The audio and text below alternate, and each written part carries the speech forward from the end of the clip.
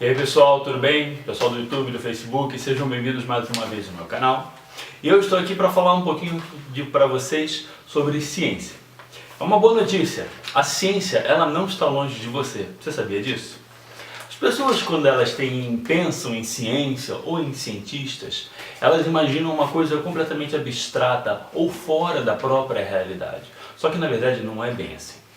Muita gente acha que o cientista é aquela pessoa que chega, coloca o jaleco dele, se enfia dentro de um laboratório e vai misturar coisas malucas e aí explodir alguma coisa ou tentar fazer uma experiência muito grande que possa mudar o rumo da humanidade. Não é bem assim que funciona, não.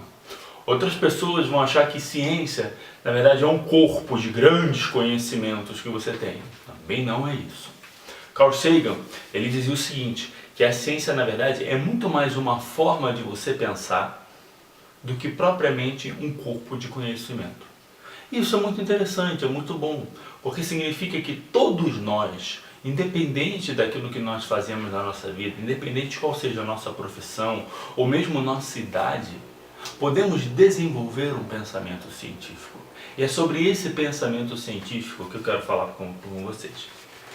De fato, o cientista é aquela pessoa que trabalha diretamente com ciência. Ela vai realizar experimentos, ela precisa fazer isso. Só que não vai adiantar ela realizar o experimento se porventura ela não ter uma mente científica. E eu vou explicar o que é essa mente científica. Para que nós possamos entender o método científico, é preciso que vocês entendam o seguinte. Como é que o método funciona? Nós observamos o mundo natural, tá? Observamos o mundo natural e encontramos um problema e queremos saber o porquê de um determinado problema. Entenda problema não como uma coisa, oh meu Deus, quebrou o carro, ou oh meu Deus, sei lá, furou o pneu, ou caiu um meteoro em cima da minha casa. Não é esse tipo de problema. Porque é um problema também, claro. Mas o problema são questões que nós olhamos para o mundo natural e tentamos resolver. E a partir do momento em que nós olhamos para o mundo natural, nós fazemos uma observação minuciosa, sistemática do que de fato está acontecendo. A partir dessa observação, eu vou formular hipóteses para tentar entender o que de fato está acontecendo ali no mundo natural. E eu quero que vocês entendam o seguinte, que hipótese é uma ideia daquilo que pode de fato estar acontecendo. Ela ainda não foi testada.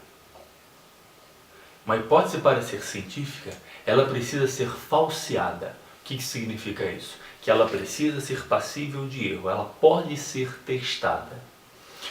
Uma pessoa quando ela vai fazer ciência, ela vai muito mais, além de procurar as provas, além de procurar as evidências de que a hipótese dela está correta, ela vai procurar evidências de que pode estar errada também. Ela na verdade vai colocar a prova de fogo para ver se de fato aquela hipótese é corroborável ou não. O que vai ser feito? Serão realizados experimentos, desenvolver-se-ão métodos para que possam ser testada aquela hipótese e aí vai colher as evidências para ver se elas corroboram ou não. Se porventura as evidências corroborarem com a hipótese, legal, parabéns. Então a sua hipótese foi corroborada, isso é muito bom. Se porventura ela não foi corroborada pelas evidências dos seus experimentos, então você vai voltar à prancheta e vai pensar em outras hipóteses. Tá? Claro, o experimento pode estar errado também? Pode ter uma falha sim na metodologia. Só que você precisa, antes de tudo, rever a sua hipótese. E aí, a partir do momento você procura entender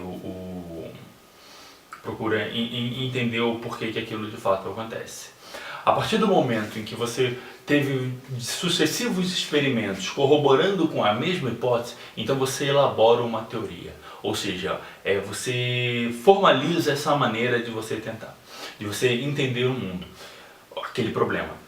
Mas entenda o seguinte, que teoria, ela nunca de fato vai ser provada no fim das contas.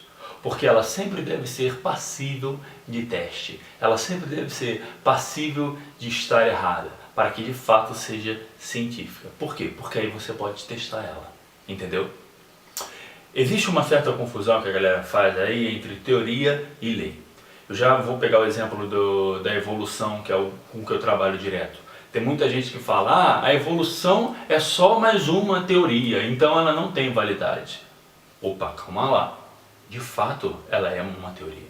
Só que sim, ela tem muita validade. Por quê? Porque a teoria científica, ela já foi passada por sucessivos testes e que foram corroborados. Então, na verdade, a teoria da evolução por meio da seleção natural, desenvolvida lá por Darwin, bem lá atrás, hoje em dia, ela tem cada vez mais experimentos corroborando para que ela de fato aconteça. Então a gente sabe que é um fato, a evolução ela é um fato. Popularmente, quando se fala de teoria, a pessoa diz, é só uma teoria, ela está querendo dizer uma hipótese, e não uma teoria científica. Deu para entender? Deu para sacar esse conceito? Porque de fato, então as pessoas elas confundem as coisas, e confundem teoria com hipótese. Hipótese é uma ideia que já foi bem observada, mas precisa ser testada. A teoria não, ela já foi testada. Mas então qual é a diferença entre teoria e lei? Porque a lei ela vai ter uma previsibilidade matemática, ao passo que a teoria não. Deu para entender? Por isso que a gente fala que é a lei da gravidade. Porque a lei da gravidade ela tem uma previsibilidade matemática. Eu consigo prever qual que vai ser a gravidade, qual que vai ser a velocidade com que um corpo é atraído para o centro da Terra ou por um outro objeto maior. Entendeu? Ou por qualquer outro objeto. Enfim, essa é a diferença entre a lei e a teoria. E aí, eu quero dar um exemplo de tipos de pensamento científico. Bom, para começo de conversa, posso dar um exemplo da minha própria tese. Eu trabalho com dinossauros carnívoros e eu estou estudando a evolução de dois grupos de dinossauros, os dinossauros ceratossauros e os dinossauros tiranossauros. Tá? E eu quero responder a pergunta, será que a correlação entre a evolução desses dois grupos, desses dois grupos de dinossauros, essa é a minha pergunta. E aí o que eu vou fazer? Eu vou desenvolver métodos, ou pegar métodos que já foram utilizados previamente e vou testar nas minhas observações. No caso, morfometria geométrica, morfometria linear, comparações anatômicas, e a partir disso eu vou tentar descobrir se há correlação ou não com da evolução desses dois grupos. Vamos pegar um exemplo mais simples, então, sobre como aplicar o método científico na nossa vida. A minha esposa tem um tio que tem um sítio aqui em Sorocaba, lá em Brigadeiro Tobias, e esse sítio ele fica num lugar alto, fica em cima de uma colina, de um morro bem grandão, e aí tem a casa, depois tem um morro que desce. E no meio do morro tem uma rocha muito grande, uma pedra enorme, bem redonda. E aí uma vez eu estava andando com um colega meu, e esse colega meu olhou para a pedra e perguntou, Rafael, como aquela pedra chegou naquele lugar? Aí eu olhei para ele, olhei para a pedra, fiquei pensando. Aí eu falei, como é que você acha que ela chegou aqui? Aí ele disse, eu vou responder.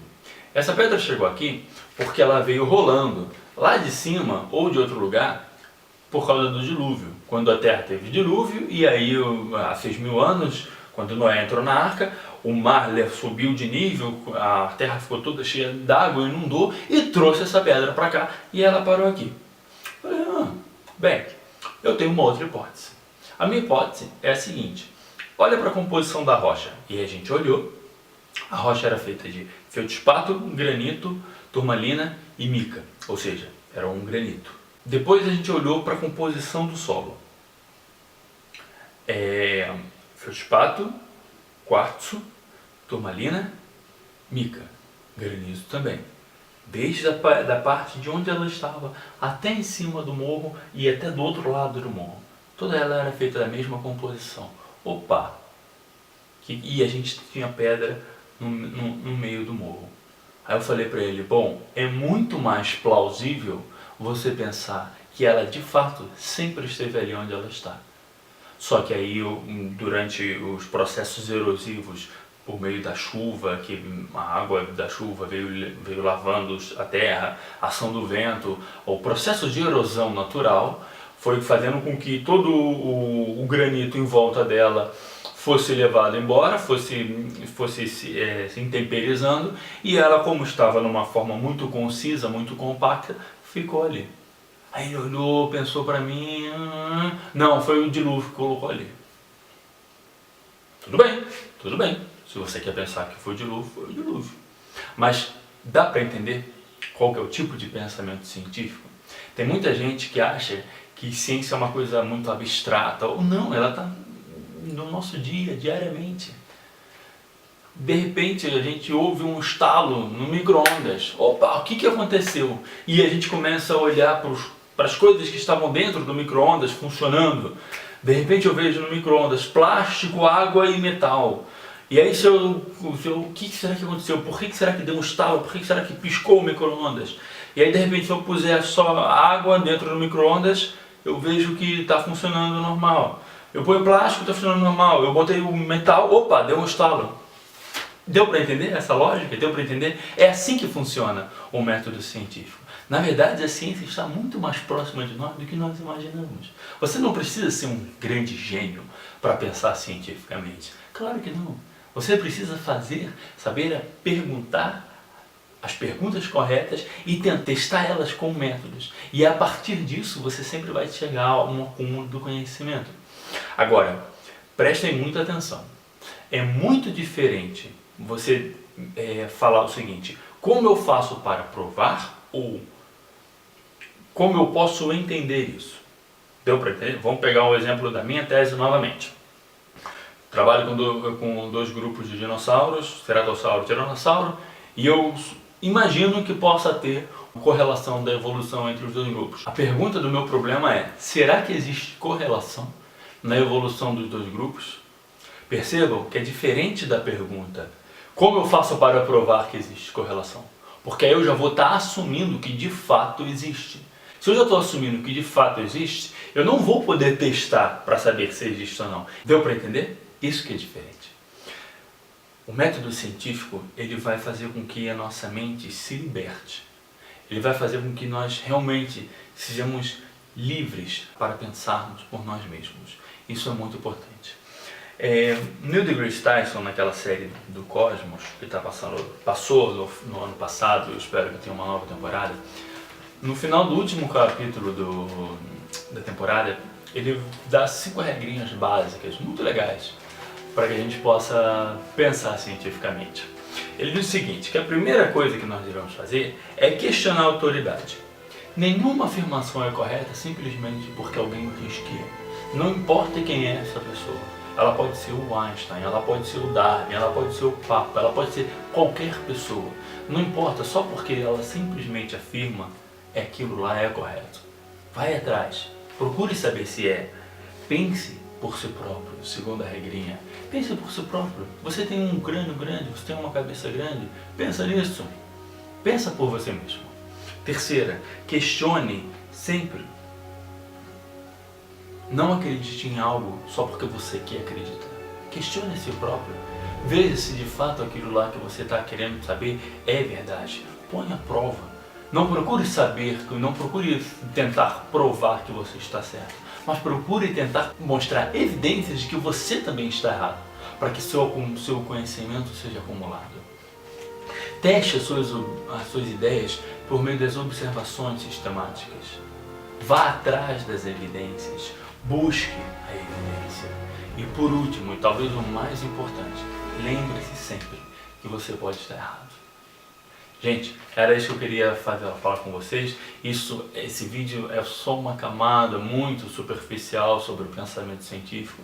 Na verdade é mais um estímulo para mostrar que a ciência não está longe de você, que todos nós podemos ter o pensamento científico. Tá bom? Um grande abraço para todos e eu espero vocês no próximo vídeo. Tchau!